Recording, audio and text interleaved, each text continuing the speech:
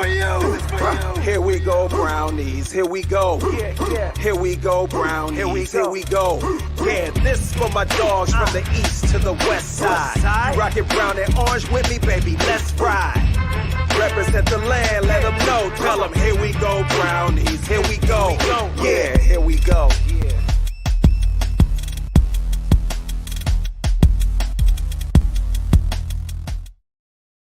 Welcome in, everybody, to another episode of the Here We Go Brownies podcast. I'm Allie Heisel, coming at you live from Sneads Ferry, North Carolina, and joined with me out in beautiful Cleveland, Ohio, we've got Dustin. Dustin, what's going on? How you living? Well, it's not exactly beautiful. We have severe thunderstorms, tornado watches, and warnings for Cuyahoga County, but I'm learning that you have to be on the watch and the warnings when you're in Ohio for these type of storms. Yeah. We rarely got tornadoes back in Idaho, so tornado watches and warnings is a whole new thing for me. Like, nowhere to go to shelter. I'm like, this is a whole new world. But yeah, it was beautiful earlier today, but now it's just a little, those, these storms that come through Ohio. Oh yeah. My sister said that it got pretty nasty. She's down in Columbus. It got pretty nasty down through there. Her dog was acting weird, and she knew it was going to be a good one. And then as soon as the storm came through, it was beautiful. The birds were chirping. It was, it was beautiful outside. But that's what happens in Ohio. You get a good storm, and then you get the after storm, which is it's a beautiful time. Thanks everybody for tuning in. We appreciate it. This is gonna be a really fun show tonight. We're gonna have Phil Taylor on here in just a few moments and get his draft story, learn more about his time with the Cleveland Browns. So if you have any comments, questions, concerns, feel free to drop them here in the comments. Dustin, before we kick it off, just want to give a quick shout out to our friends over at the Hartville Flea Market. Why don't you tell our listeners about it? Yeah, guys, this weekend, actually, if you want to go to their comic book show, they're going to have every Bo, Duke, and Daisy from the actual Dukes of Hazzard will all be down there, and William Shatner of all people. So if you guys want to get out of Cleveland, go down there for an hour this weekend. They're going to be doing a lot of great things there at the Hartville Market. But guess what? You can have lunch there. You can go shopping. You can do all the wonderful things. You can go to the hardware store. You can go over to the Hartville Kitchen. It's like its own little kind of oasis, I kind of call it, down there, where you can do a lot of fun stuff and get to go see some fun things that they're bringing down there. I've been told of some crazy people they're trying to get to come there. And if they pull this off, it'll make news. I'll just say that. Some of the things they're trying to get down there. But Allie, it's your neck of the woods has started to turn into quite the interesting thing. The folks over at Primetime Sports now have the exclusive for Njoku. So it's becoming kind of a place to be seen and be seen by Browns players down there. So it's kind of turned into kind of a cool thing. So that's pretty cool. I grew up going there. It was a lot of fun. This was back in the day, when I would go there on the weekends. They didn't really have any at that time, any players that would go or anything. The coolest thing that they had back then that just blew my 8-year-old mind away was they had this magic stand. And you could go get like magic tricks and things like that and learn all these like magic things. And I had everything. Every time we'd go, I'd have to get a new magic thing. I don't know. Thought it was so cool. In Browns news, a couple of pieces of news here. First off, the past couple of weeks, really cool, just sports stuff. You've got the Guardians playing well. You had the Masters. You've got NBA playoffs, March Madness. Like, what a fun time in sports. And good for podcasting because it gives us things to talk about. But in terms of you got the Cavs hosting. The Magic. The Orlando Magic. Is coming up this weekend. So it's a good time to be a sports fan. And as you know, the boys reported back to duty yesterday. They were back in the building. They were reporting. We actually have some Browns news to talk about. First and foremost, before we get into kind of the elephant in the room, the Browns did waive Drew Forbes off of a failed physical. This is pretty much par for the course over the course of his time as a Cleveland Brown.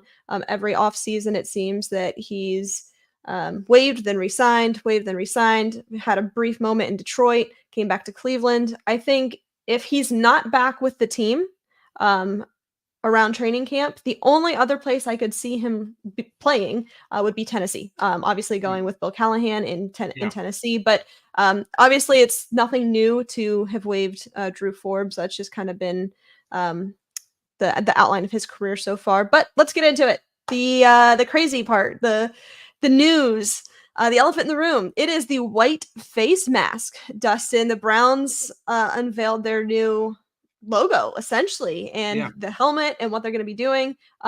Your initial thoughts? Well, let's just put it this way. I'm going to say that the Browns, and I'd like your input on this as well. I think the Cleveland Browns organization as a whole over the last few years has taken more insight from the fans, and that has weighted more in what the Cleveland Browns have done. And I think the white face masks, a lot of fans have clamored for years. They like that clean white, that bright white against the brown uniform, that really contrasting look.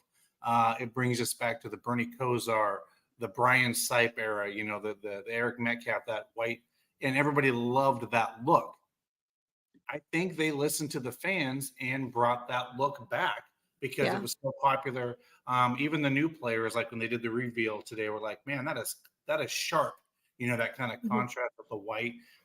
I think the organization is truly listening to the fans more and kind of what they want from their football team. And I mean, that goes back to Brownie the Elf on the 50-yard line. 90% of the people in the NFL didn't know what the hell the Browns were doing and why they were doing that and why is there an elf. But that was some of the fandom and them asking for that to be incorporated more into the Browns, right? And what we are, our identity and our history, because we are so prideful and, our history is what we are, and our football team going back decades. So I do think it is from the fans coming back and giving some of that perspective, but I'd like your take on that piece. Yeah, I like it. I do. I think it's a very clean look. And I like that it's subtle. It's a classic look, but it's nothing crazy. You don't have the dog on the side of the helmet. I would have hated that. Or even, Brownie the Elf. I probably wouldn't have loved it. I think you just stick to, who you are, what you know. And I don't know if you heard, but J.W. Johnson was on Cleveland Browns Daily today. It was today. And his take on it was, look, this is something that we wanted to do over the past couple of years, but as you know, anytime you propose anything like this, it takes several years to get done.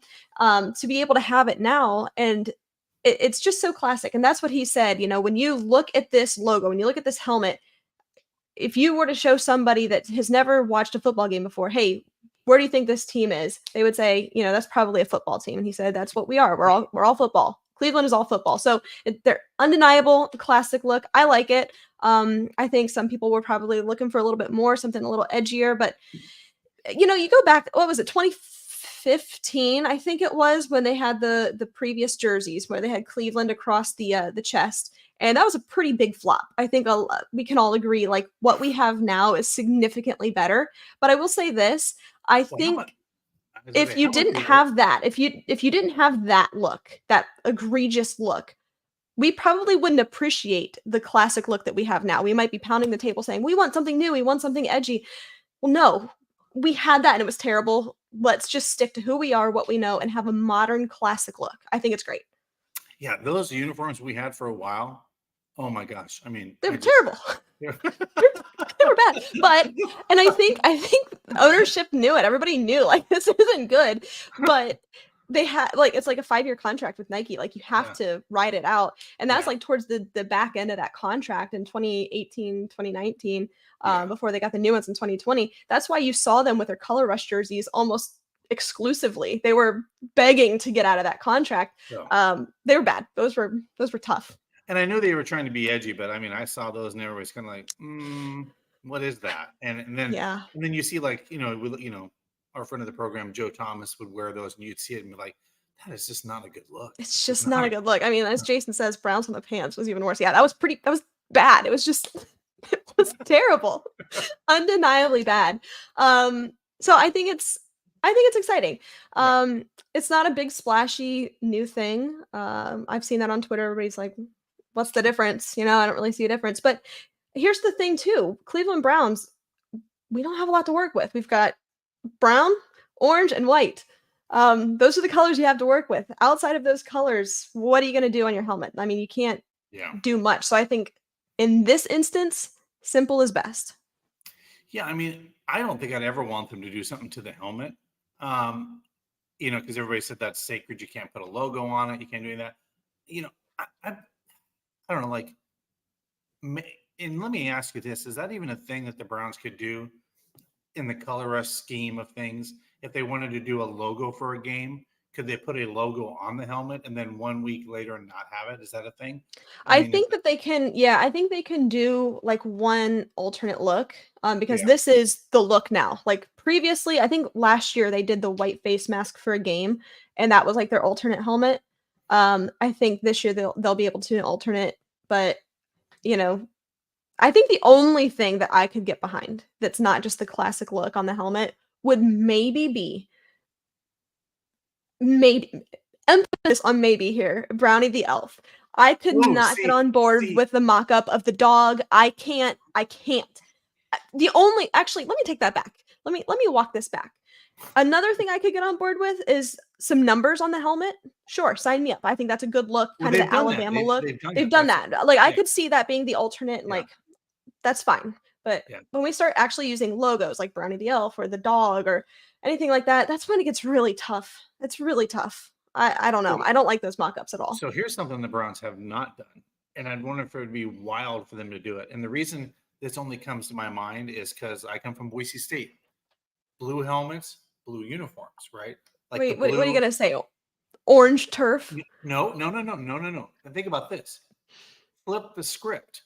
Brown uniforms, brown helmet, orange stripes, white stripes. Like you flip it, now you've got that dark, menacing kind of like it'd be interesting to see if they ever would go that route because I think that could look kind of cool. The dark on dark, like almost like, that'd be kind of a cool look. It's hard. It's hard It is hard. because it's brown and orange. You've got a limited color palette there. Like Right. you can True. only do what you can do. So I think in this instance, as I mentioned, simple is better, and I like what they've got going on. But I could be talked into it. I would just have to see it. I don't know. I'd have to see a design. But just you saying that, I can't picture it. I need to see it. Sure. All right, before we bring on our next guest, just want to give a quick shout out to our friends over at Circle K. Here's a quick word from them. Approval only. Circle K's new free Inner Circle membership program is all about making it easy to reward you with the things you'll love. Sign up and save 25 cents per gallon on your first 5 fill-ups. Plus, get every 6th free on a tasty selection of Circle K products. We're talking piping hot pizza, fresh coffee, ice-cold fountain drinks, and more. Join Inner Circle for free by downloading the Circle K app today. Terms and conditions apply at participating locations. Visit CircleK.com for details. All right, and with that, let's bring him on. Let's bring on Phil Taylor. Phil, how's it going? How are you? Doing good. Appreciate you guys having me on. Yeah, thanks for Absolutely. taking Hey. the time for us. So, are you ready to go on another cruise?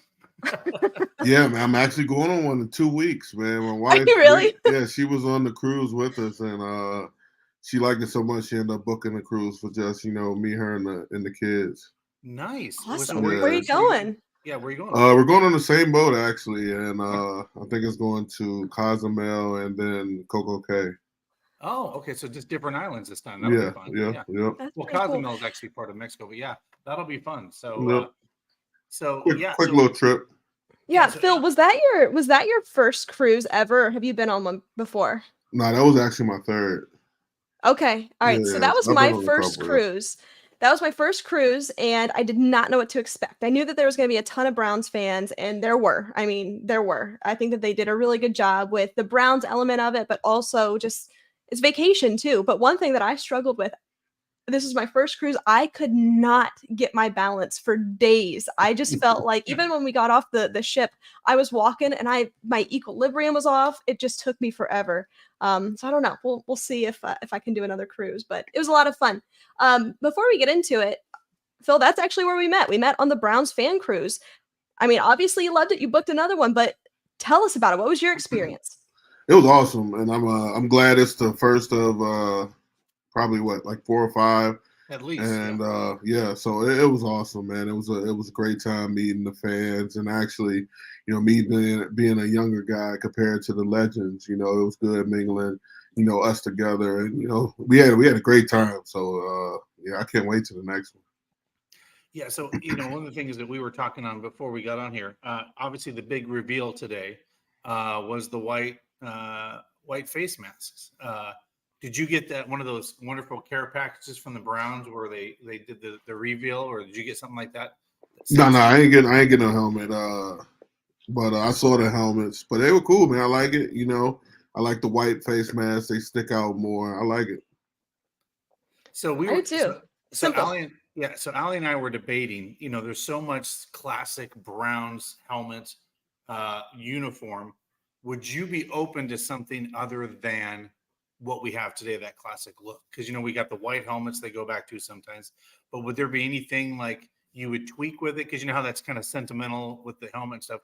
Would there be anything you would ever tweak to it, or anything that you think would be something fun to try? Because we were like, it's really hard to like grasp that because you can't see it until you see it unveiled. I mean, it's tough with the prestige of this, this city. It'd be tough to just try something new. That's what I like. I like how we kind of tweaked the old a little bit with a sprinkle of new, but yeah, I mean, I like all the jerseys that we have right now. If I was the guy doing the picking, I'll have the Browns would be like Oregon. We got a whole bunch of different ones we can wear. But yeah. It'd be fun. And it makes it fun, as a fan too, just the fan experience, being able to collect your favorite player's jersey in every color and every design. But there's going to be a lot of that upcoming. We're headed to the draft. The Browns, for the first time in a couple of years now, we have a second round pick. So I want to talk about the draft a little bit, Phil. I want to, you were a first round pick back in 2011. Tell us about your draft story. What was it like being selected to play in the National Football League for the Cleveland Browns? It was cool. It was kind of, like I said, a dream come true, just growing up. I was a Redskin fan growing up, and I always liked the Browns as well, just because of the dogs, and I was always a dog person. So it was like kind of like a dream come true. But it was awesome. The draft was cool. We had it at Radio City Music Hall, so it was more of a traditional place for that, and it was awesome. It was more surreal. I couldn't believe it was happening, but yeah, it was awesome. One of the other than seeing my two sons born, it was one of those greatest times. So we talk about draft day and all that, and Allie and I both have dogs, so I have to ask: do you own a dog as well? Yeah, I got 4 dogs at the moment. 4. Oh, okay. Yeah, I got 2 golden doodles, an American bully, and a German Shepherd. And so I have an English, and Allie has a lab. I have an English bulldog. So, so question I have, going back to if you were in the Browns organization and stuff like this, and you do like Oregon coming out with a new uniform and all that stuff. Mine's kind of a 2-part question. You came from Baylor, a big time program, got drafted in the first round. I am actually originally from Boise, Idaho. So recently, in the last few years, we had a Baylor assistant by the name of Jeremiah Dickey take over the Boise State program. I was just curious.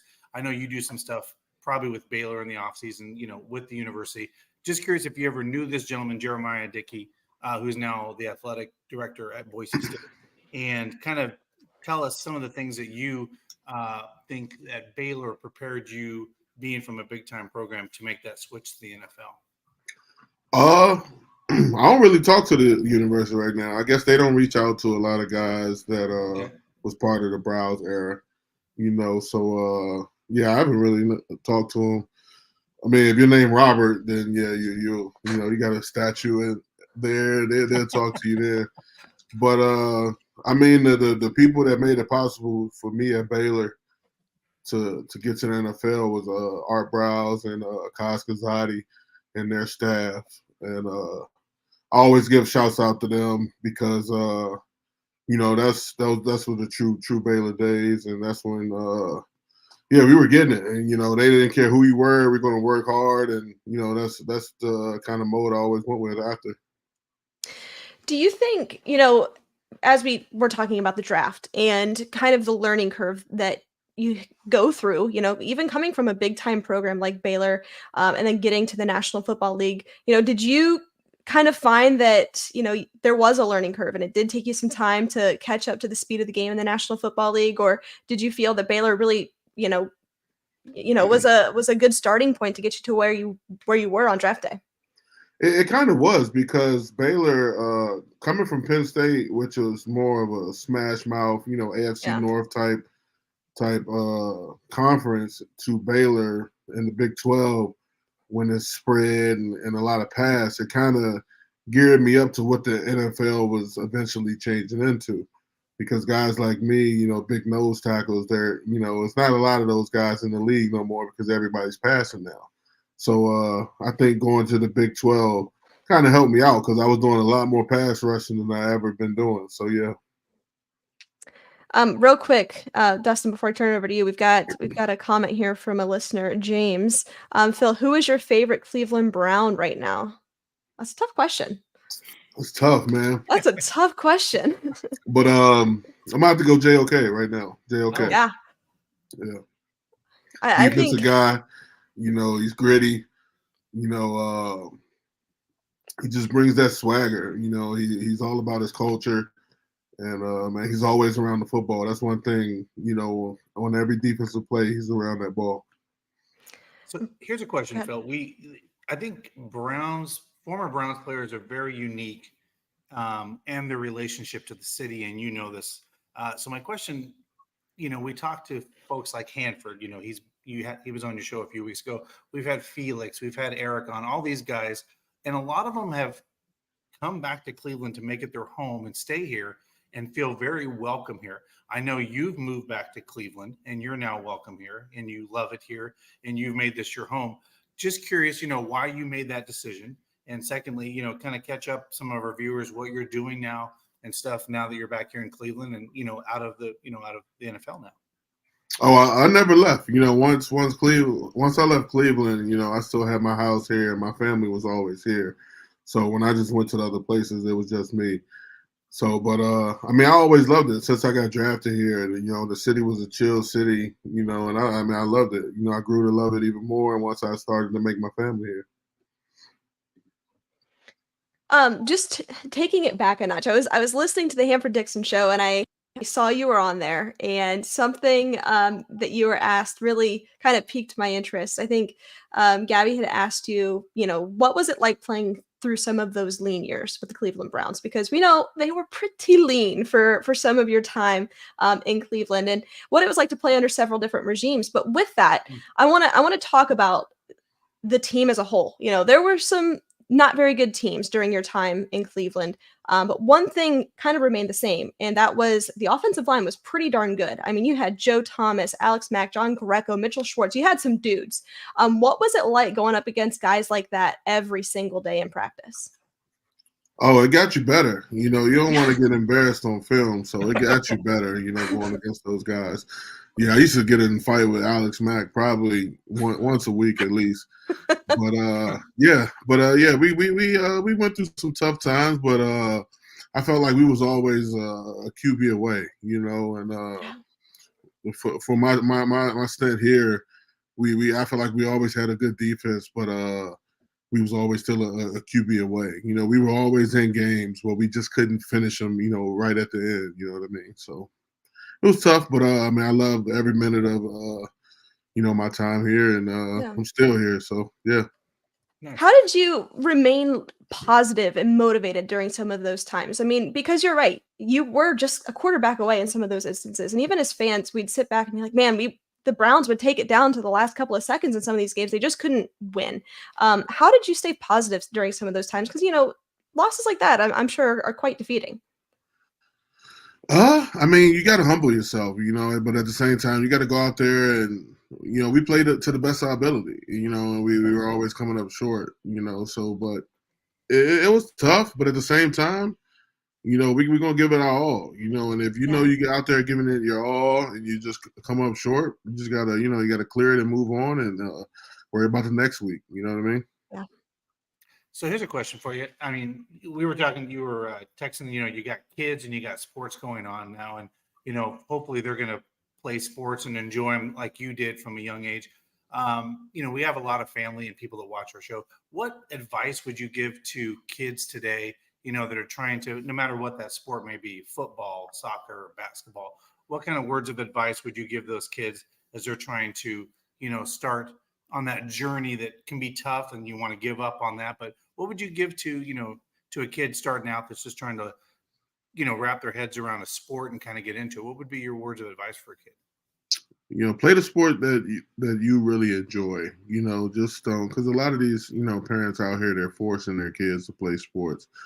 Play the sport you love, you truly love, or play everything and find out what you like, and whatever you like, just stick with it. If you don't like sports at all, I mean, I would say still play them, just to stay in shape. And you got something you love, work hard at it. Even when you're not practicing or don't have anything scheduled, work at it even more. Listen to your parents, listen to your coaches, because I mean, it's going to take you a long way. Yeah. Phil, I'll get you out of here on this one. I just want to get your overall thoughts on this Browns' current defensive line. I mean, it was wicked last year, with Miles, Darius Smith, the interior. I think that we're probably still a defensive tackle away going into this year's draft. Just getting your overall thoughts on, the defensive line. I mean, I think they didn't do too bad. They had some guys in the room, and we still got some guys in the room. But Yeah. These younger guys, I think they need to step it up. And then hopefully, if they go somewhere in the draft, try to get a guy. But I feel like with the D line, we're not in a terrible situation because we still got Miles and what's the name out there on the other side. Mm-hmm. So I feel like the line and the protection, I think we'd be good. We just got to play sound football and limit the mistakes. And I think they'll be all right though. All right. Phil, well, go ahead. As I say, one final question from me, Phil. Sorry. If you were looking at the NFL draft, as Ali was talking about a little earlier, what would you see like the one need that the Browns, because we talked about that this roster is pretty good. It's pretty sound. There isn't a lot of holes, but going into the draft, what would be one of the things you would first address just, from being on the other side of it now, being a fan and watching, the game, and you look at it through a different lens than a fan even does. What would you think would be the big need, or at least the biggest need you think going into the draft? To be honest, I don't think you can never have enough offensive linemen. Bulky, getting that offensive line bulky for this AFC North. Mm-hmm. That's what I think. O and D line all the way. That's O and D line. You get those two in order. That's those two are the first line of defense and offense. So you get those two in order, you got a good team. That's where it's won. One in the trenches. And I know I said I'd get you out of here on that one, but one from our friend George. He says, what's your favorite shoe? Because obviously you've got quite a collection behind you. About the shoes. We got to talk about that. Man, I ain't bought no shoes about designer wise, probably about 3 years. I sold a bunch of my Jordans. Okay. But my favorite shoe right now are anything comfortable, man. Give me some Yeezys. Some Ultra Boosts or something. Anything comfortable, man. Good, anything. I'd be chilling. That's the answer. Well, Phil, thank you so much for joining us. It was great talking to you. Great meeting you on the Browns fan cruise. But most importantly, thanks for taking the time for us. Appreciate you guys. Thank you. All right. Thanks, Phil. Go Browns. Take care. All right, that was Phil Taylor. Man, what a collection he's got. That was impressive of shoes behind him. I was like, that is a shoe collection. Oh man. Oh man. Like at first I couldn't tell what it was because my eyesight's terrible. And I was kind of squinting to see what it was. I didn't know if it was like just sports memorabilia. And then I saw shoes and I was like, oh, that's something. That's impressive. Well, I gotta tell you, so it's funny, like there's a guy at work and someone's like, oh, he's the guy. Like people collect shoes and they go for big money. And I'm kind of like, people collect shoes and then don't wear them. Like they do. It's part of it's like, but I mean, I guess it's like anything, collecting memorabilia, right? Sports memorabilia, it's whatever. But shoes are a big thing now. Like, I mean, if you go on TikTok, there's like, people are like doing coin flips for $10,000. It's pretty cool. We've kind of grown our shoe collection a little bit, and it's fun once you start to kind of get into it a little bit. Like I will Dabble. not act like I know anything about shoes, but Right. it just completes the outfit. But yeah, I'm not the kind of person that buys the shoes and just never wears them because that's crazy to me. I don't have that kind of money. But that was Phil Taylor. I thought that was a lot of fun to just get his insight on this defensive line because Dustin, you're right. Like this is a pretty complete team, and we're going to talk about the draft here in just a minute. But we talk about those lean years, and when you were drafting, the draft was the Browns Super Bowl. Now the Super Bowl is the Super Bowl. I mean, during those times, especially like when Phil was, a Cleveland Brown, and even, I mean, truly up until 2018, you were actually until 2021, pretty much, you were drafting. You were drafting to collect starters. Now the Browns are drafting for depth, and that's Good point. really the difference. I mean, the Browns have not had a first or second round pick in the past couple of years since the Deshaun Watson trade. Now we finally do, and I will say having a second round pick it's a lot more fun when you're looking at mock drafts and you're trying to get into the hype of draft season because not having a first round pick it's a little bummer. I like buying into first round value and who the Browns are going to get. Like it's fun, the drama behind it. So it is fun to have a second round pick. I'm looking forward to having a first round pick again, but I'm looking forward to it. So let's get into some draft talk. Before we do so, this is brought to you by our friends over at Lorello Vineyards.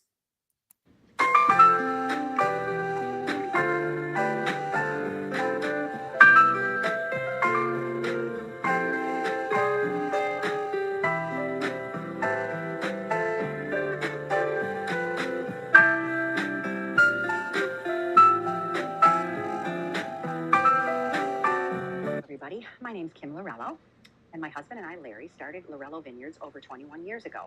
We're a small cantina nestled in the Grand River Valley in Geneva, Ohio. Our winery consists of 2 beautiful tasting rooms, and we have 2 rooms that can transform into party rooms inside. Our menu here at Lorello's is home cooking. We have wood-fired Tuscan pizzas, paninis, salads, and several appetizers. We have award-winning wines that have won medals internationally, nationally, and locally. In the summer and springtime, we have a beautiful outdoor patio that also we have live entertainment. We also have entertainment sporadically through the entire year inside during our cool fall and winter months. Additionally, outside in the summer, we have a beautiful tent that can house several guests for a private function. We hope to see you soon, and if you want any more information on Lorello Vineyards, you can go to our website at www.lorellovineyards.com. We hope to see you soon. All right, Dustin, you mentioned this being a relatively complete team in terms of the roster, but we asked Phil, where do you see some holes? What are some positions of need? I'd like to ask you the same question. As we approach the draft and we're looking at mock drafts and we're going through pretty much every piece of draft literature right now, let me start with the question of what positions come to mind first?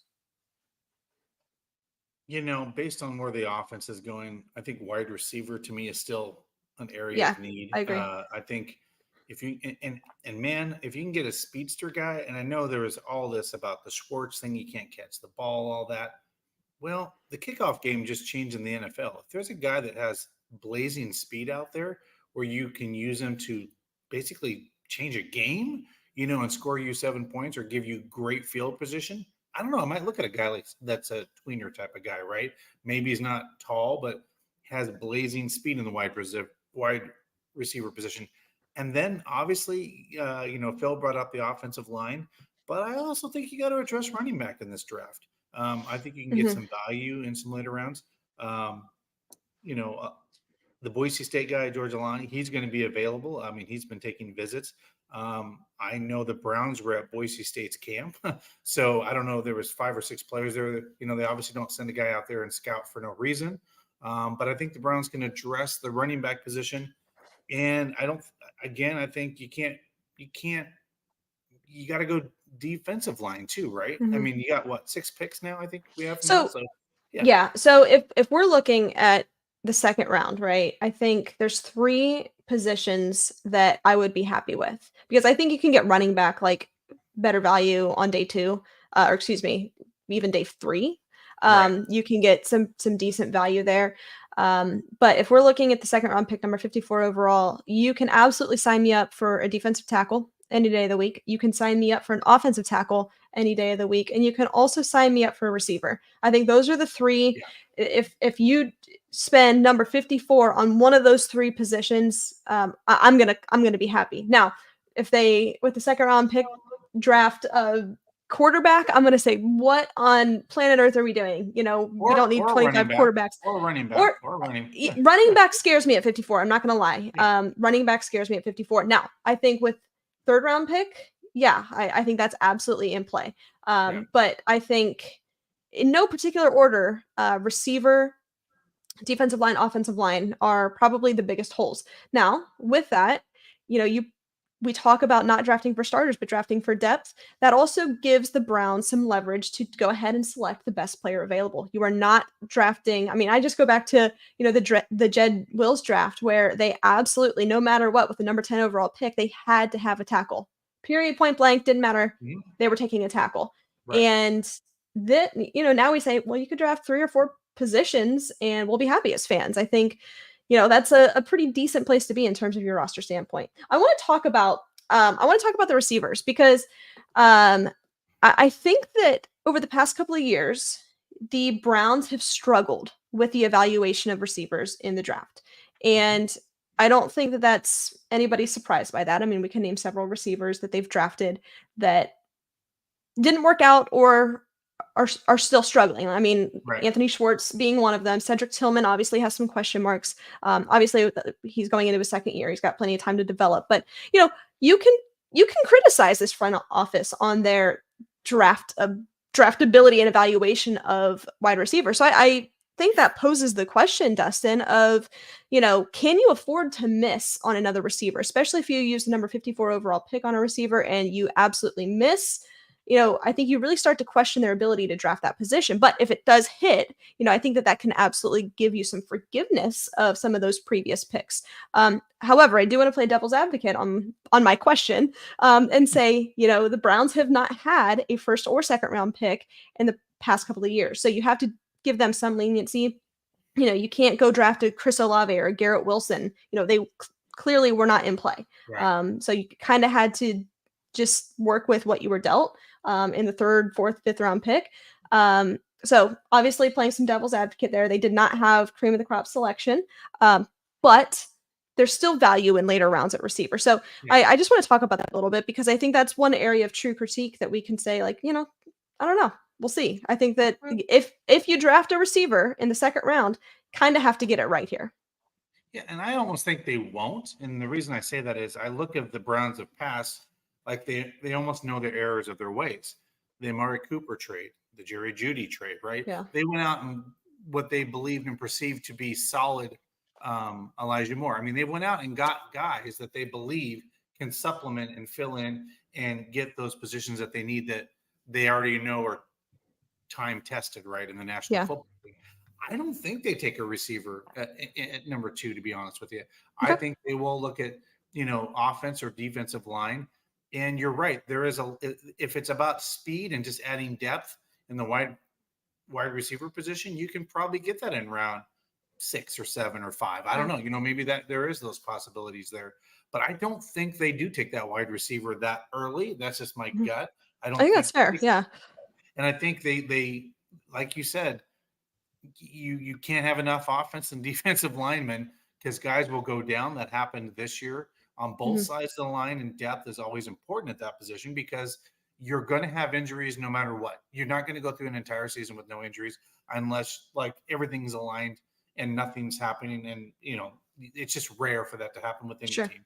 So yeah, and by the way, football games are won in the trenches, especially in the AFC North. So I think anywhere you can bolster the offense and defensive line, that's where I would go with the second round pick if I'm the Cleveland Browns, and then look at, like you said, running back and some of these other positions, maybe linebacker, some of these other positions that need, but there isn't a lot or just best available. You can really just take the best available player. So if you don't have a subscription to The Athletic, I do highly encourage you to get one this time of year, solely for great stuff.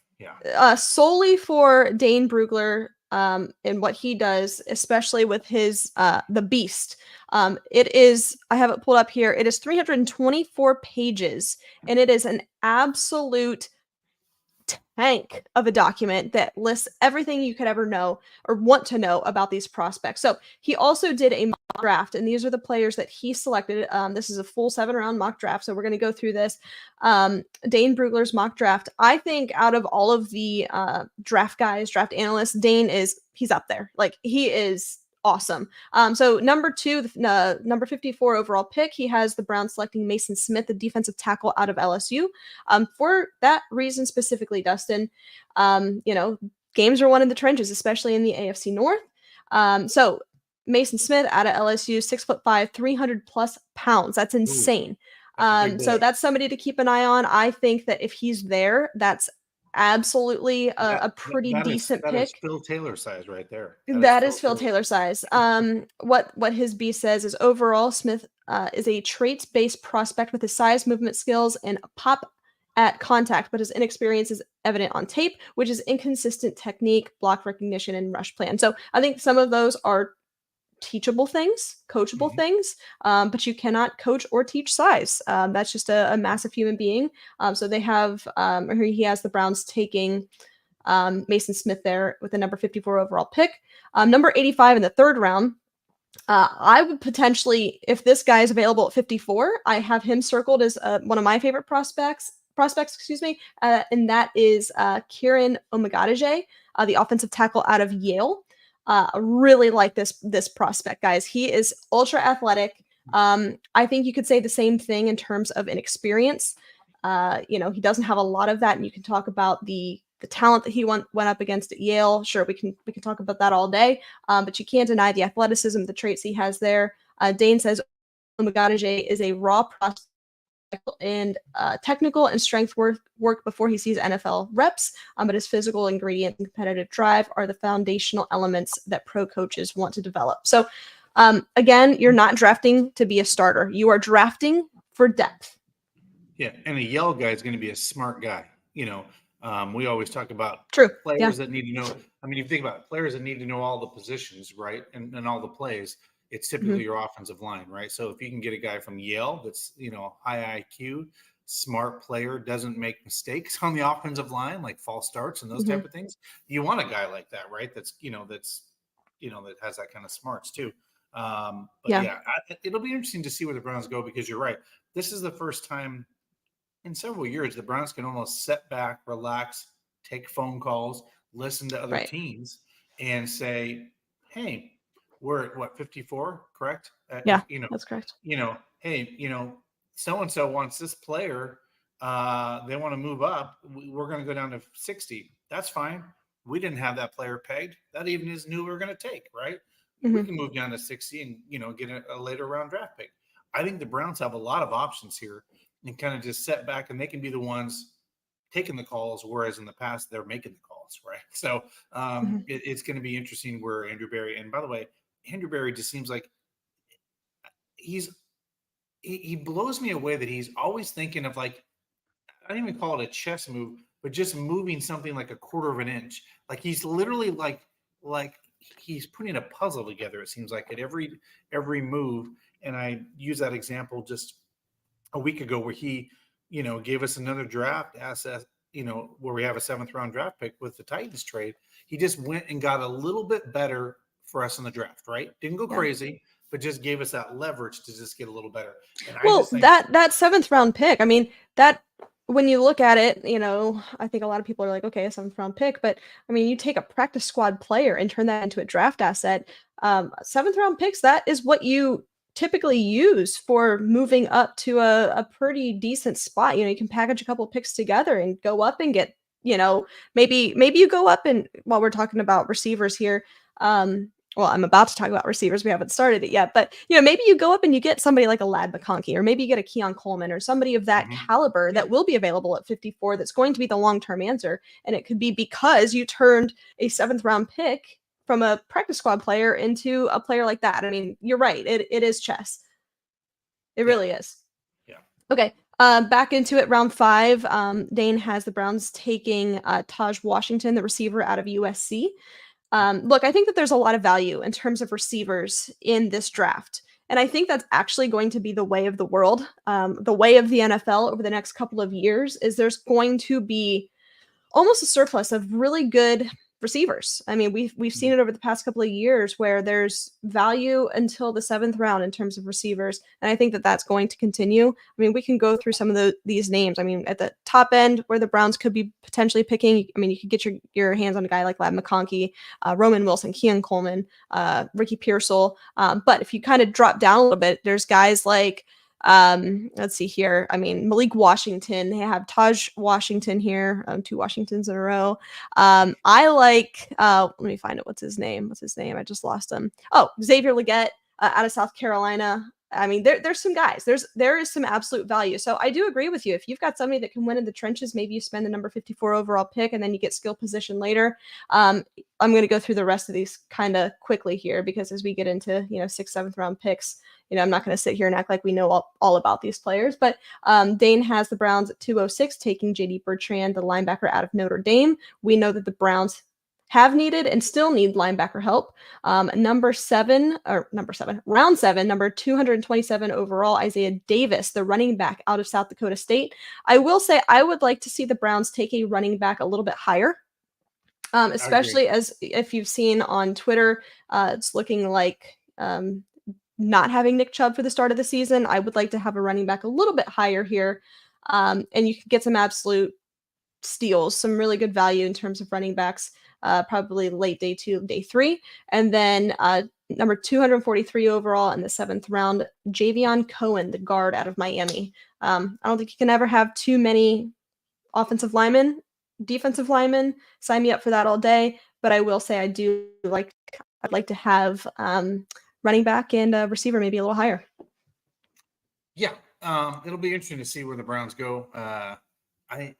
Here's a question for you, Ali. Do you think the Browns do any wheeling and dealing? I know next week it'll be more of a big draft show for us on that next Wednesday. Mm-hmm.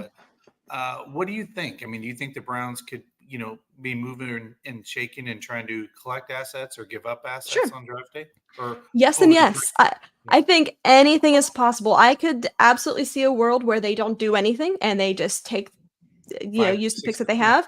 I could absolutely see a world where they do trade up. They've got the capital to do so. Now, they're not trading up into the 1st round, like early 1st round. Like, obviously, that's not going to happen. But, I mean, if they've got their eyes on a guy like Ladd McConkey and they can maybe pair a couple of picks and go up and get him, like, yeah, I would not be surprised by that at all, actually. When you look at the contracts of these receivers specifically, I mean, Elijah Moore, Amari Cooper, a lot of these guys are going to be free agents next year. You have to have the depth. But I could also see a world where they trade back and they collect for next year. When we finally do have a 1st round pick next year, I could definitely see a world. So I know that's a boring answer for a podcast, that I can see a world that all 3 situations play out.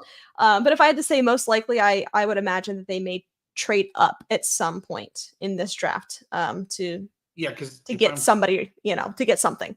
Yeah, because if I'm correct, we have a 2nd, a 3rd, and a couple 5ths. We don't. Yeah, I'll go through this. Right? So the Browns currently have the number 54 overall, which is the 2nd round. In the 3rd round, they've got number 85. In the 5th round, 156. So no 4th round pick. In the 6th round, 206. And then the 7th round, 227 and 243. Yeah, so like we don't have a 4th round pick, right? And that's where you get some of those blue chip guys. Yeah. So I could see the Browns, like you said, coupling some of those to get up into that 4th round. And if there's a guy that they really have their mindset on. But you're right. I think the Browns could honestly set back and do area of need and best available, right? Like as they go through this draft. But definitely, if I'm the Browns, I field some calls, like I said, like especially with that 54 pick, because people get a little antsy after, on day 1's over and day 2's kind of winding up.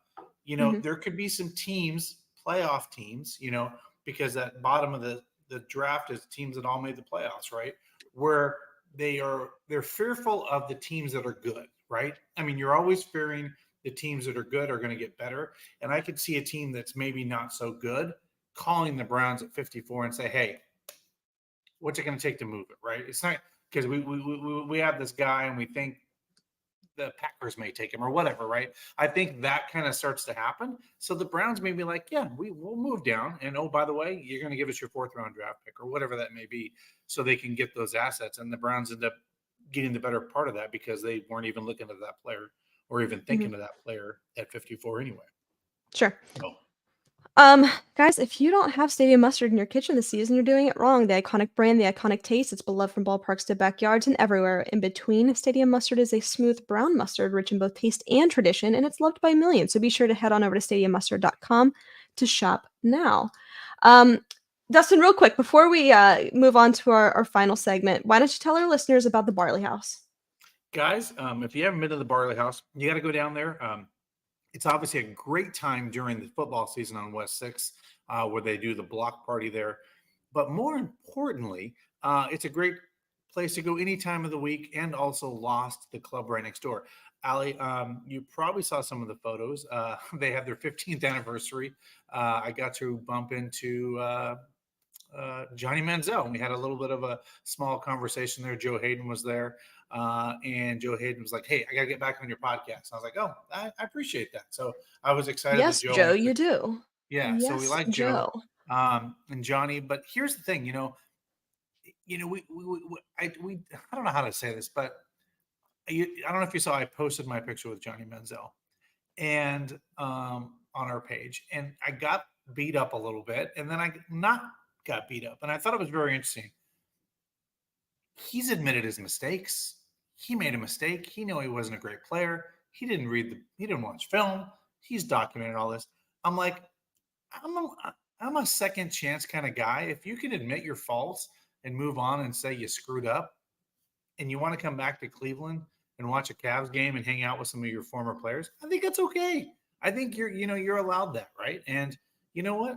Everybody makes mistakes in life, and I say you just kind of have to move on and enjoy it. But again, I just thought it was interesting that, people they're very decisive, right? They're on one side or the other. And it was kind of funny. People kind of started chirping back and saying, hey, he admitted he screwed up, I wish him the best of luck. And I'm like, I can appreciate that, but yeah. So I just thought that was interesting. Now, I don't know if you saw that, but it was yeah, that's, that's a really tough transition for our next conversation, because the article that I have pulled up here that I really wanted to go through is ranking the NFL's 10 biggest draft busts since 1990.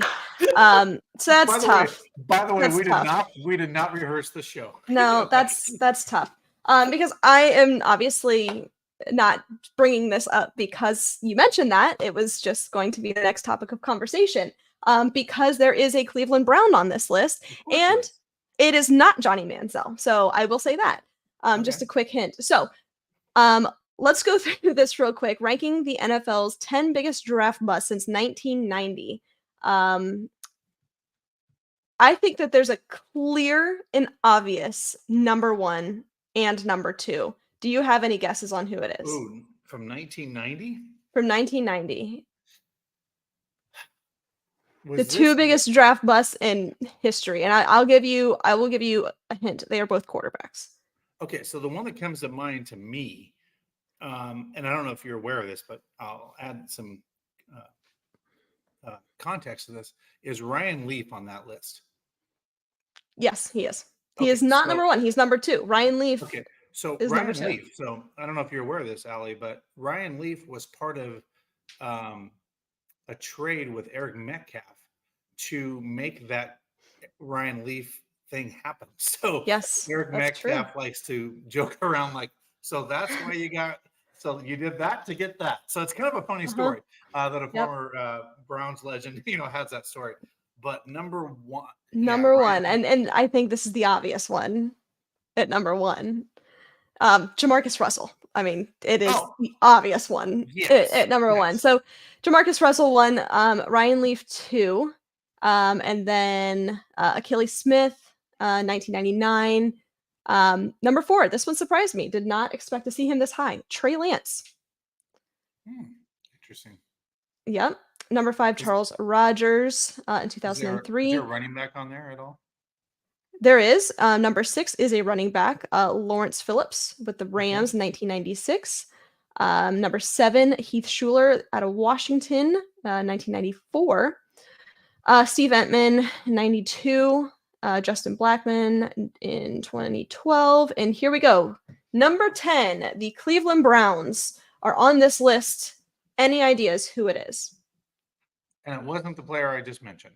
It is not the player you just mentioned. I mean, as we know, Browns fans, we can make fun of ourselves. There's plenty to choose from. Is it a quarterback? No, It is not a quarterback. I don't know. I'm surprised. I would have put a few ahead of him. I mean, he was a bust. I'm not denying that, but there's a few I probably may have listed ahead of him. But according to this article, it is Justin Gilbert, drafted just wow. before Johnny Manziel in 2014. He was the number 8 Wow. overall pick. I mean, he was tough. That's a It high was draft tough. pick. That's a high draft pick. Yeah. Yep. It was a big bust. But I mean, Trent Richardson's on the list. You got Johnny Manziel. Like, hey, we've got plenty that we could choose from. And then the honorable mention is Vernon Golston with the Jets in 2008. So I'm Well, sure but we can that- make but fun of that's- ourselves, and we can have our own list of the 10 biggest Browns busts. But what they are qualifying as a bust, I believe, is they had to have been drafted in the top 10. So that's why several of them are not on this list. Yeah, that makes sense. Mhm. Because top 10, I mean, that's draft capital, right? I mean, those players are drafted to make generational changes, right? In your Yeah, I mean, if you're in my opinion, if you're a top 10 first rounder, like you're a starter, you're an early contributor. Yeah, and I mean a top 10 pick, but yeah, Ryan Leaf, that's crazy. Like, Yeah. But I mean, I will tell you this. I mean, we're about to witness, and we're going to see it unfold over the next year. You brought it up. You think 5 quarterbacks are going to go in the first round of the NFL draft? 5 quarterbacks. I do. I think, and look, I think only 2 of those, I think, that's the laws of average say. 2 of them are gonna absolutely. Look at 2018. We talked about that being a historic quarterback draft. I mean, Baker Mayfield goes number 1 overall. Then you have Sam Darnold, Josh Allen, Lamar Jackson, and out of those guys, look at who Josh Rosen being the other one in that draft. Out of those guys, I mean, yes, Baker Mayfield has found a home and is contributing now, but I mean, it's Josh Allen, Lamar Jackson. Those are the 2. So typically when you have a historic quarterback draft, 2 out of the 5 are anything. I mean, go back a couple of years ago, you had Trevor Lawrence, Mac Jones, Justin Fields, Zach Wilson, all but 2 of them are on different teams now. I mean, that is just, and Zach Wilson's going to find himself on a new team in any moment now. So yes, I think that teams are absolutely going to reach on these players. Do you think out of these quarterbacks, who's your like sure thing? Somebody's obviously going to make it. Somebody's going to be a winner, have a successful career. Who do you think that is?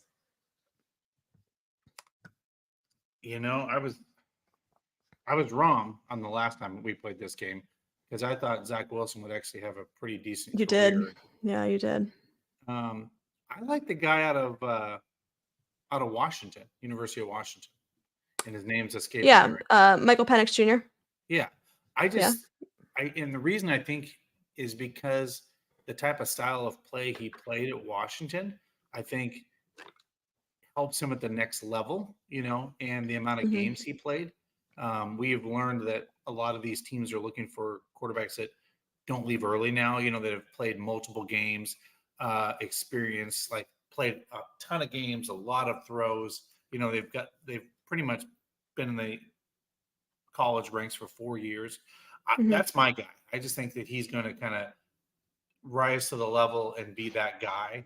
And he's going to be one of those that kind of, I think, is under the radar a little bit. Like he's not getting he's getting attention, but not like Caleb Williams attention, if that makes sense. Well, sure. Yeah. Caleb Williams, I think he'll find success because it's going to be hard not to in Chicago with the talent that they have. Now I don't know what that looks like over the next 5 years. There's no way of knowing. I mean, obviously this is a shot in the dark. I think Jaden Daniels is going to be decent. I do. I think that he's very similar to a Lamar Jackson. And if you can run and throw, you will find success in the league. I don't know how sustainable True. that is, and it totally depends on where he goes. But another one that comes to mind is actually Bo Nix. I think he's pretty NFL ready in the sense that he's not going to be the flashiest player, but I think he's smart. He's seen top end talent. I think he's a little bit underrated. I I don't know. I do think that there could be 5 quarterbacks that go in this draft. I know that I've said it, but realistically, And you're like talking about just you're talking just in the first round, right? in the first round, I'm sorry, yes, in the first round. The more I look at it, the more I think of it, and what these teams need, I don't know. Uh, I don't know. I think it's going to be late first, but I do think that there's going to be teams that absolutely take a shot on some of these guys. I mean, Michael Penix Jr., he's got a super high ceiling. Spencer Rattler, I think, could be a good backup for, I don't know, send him to the Rams. I think that's a good situation for him. I don't know. I don't know. I think the one player that teams are going to reach on, and I wouldn't, not saying this is a bias, but is JJ McCarthy. I think teams are absolutely going to reach for him. I think New York's possibly one of them. The Giants. Yeah. I could see a world where he ends up back with his former coach. I could see teams reaching for him. So I don't know. It's gonna be interesting. I love this stuff. I'm excited for the draft, and I know. Well, I'm excited to go. I mean, I'm excited Yeah. that I don't have to travel thousands of miles to go to a draft. I just have to get in my car and drive 2 hours and 20 It'll be minutes. nice. Like, Yeah. like that hasn't happened in a long time. So, guys, we'll have a lot of coverage next week from the draft. I'll be there for a few days, and then obviously we'll have a big show next week to break down that draft. But Allie, real quick, how many quarterbacks do you think will get drafted in the entire NFL draft? Oh boy. Uh, well, I mean, I'll just quickly run through some of these names, and I'll say draft or no. Caleb Williams, yes. Drake May, Jaden Daniels, JJ McCarthy, Bo Nix, Michael Penix Jr., Spencer Rattler, Michael Pratt, Devin Leary, Joe Milton, all getting drafted. Sam Hartman, he's getting drafted. Austin Reed getting drafted. Talia Tungavailoa, I think will get drafted. But I think Rocky Lombardi, maybe not. Jason Bean, maybe not. I would say maybe 12, 10, 12, 15 sounds about right. I mean, there's 23 prospects here, so. But I mean, 14's a lot of quarterbacks to go in a draft period. This is a big quarterback class, yeah. Yeah. I mean, that's a lot. And you know what's funny? We'll be sitting here from a year from now, and one of these guys that went like 10 deep, could end up being the guy that, ends up. I mean, Brock Purdy, it can happen. That's crazy. That was Mr. Irrelevant, period. Like he was the that's crazy. Yeah, but, definitely. Yeah. But no. All right. Stuff to come. Yeah, definitely. Thanks everybody for tuning in. We appreciate you. Stay safe, stay healthy, and as always, Browns fans, go Browns. Go Browns.